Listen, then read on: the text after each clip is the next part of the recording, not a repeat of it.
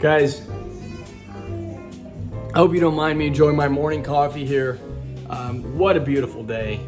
I'm excited to be back here, and I'm here to cover straight to the point. This is a very informally shot video, and I'm happy to be back doing it this way. We got a lot of things to do. We're working on big things, and I wanted to address a question that's been asked a lot. It's constantly requested from us. Let's do a video on humidors, electric humidors, analog humidors, but the most amount of influx in terms of requests that we get is electric humidors. Do they work? Are they good? Are they worth it? And I'm here to tell you that yes, they are. Yes, they work, but it's all subjective.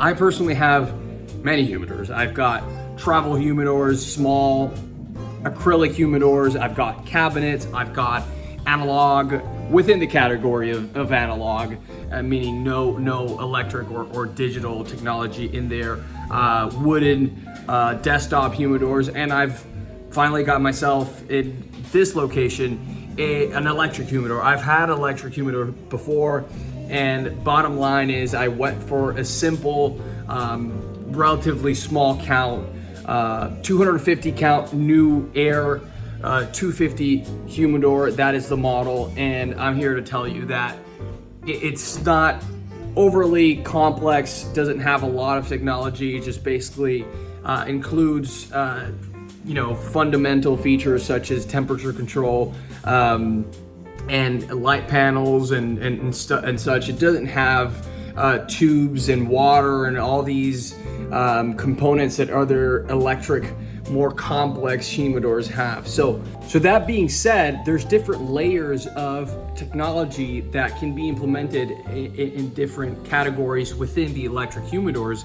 I just mentioned tubes and water. That means that there's a water, a relative humidity controlled by the input and output of controlled water inside these humidors. Sometimes, such as this one, you have to yourself regulate. Essentially, after you season the humidor with distilled water inside and you've gotten the relative humidity you want, it's supposed to stay as close as possible to that relative humidity. But if you wanted to alter that and modify that, you would have to manually play around with this container that it includes inside, where you put distilled water inside and out, essentially to regulate that relative humidity.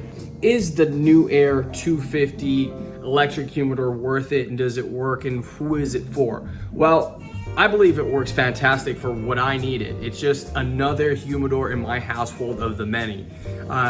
Who is it for? It's for people that want a little bit more control. The difference between changing either Boveda packs or any humidity control packets or water solutions that you're placing in your analog humidors or desktop humidors, for example, is that the technology within the electric humidors is going to allow you for a bit more control and consistency.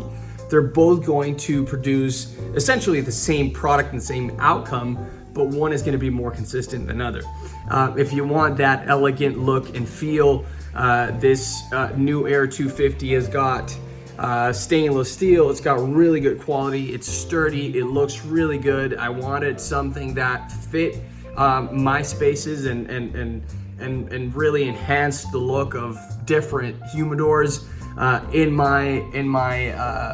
my place. So I definitely wanted something sleek, modern looking, and something that's not necessarily too big.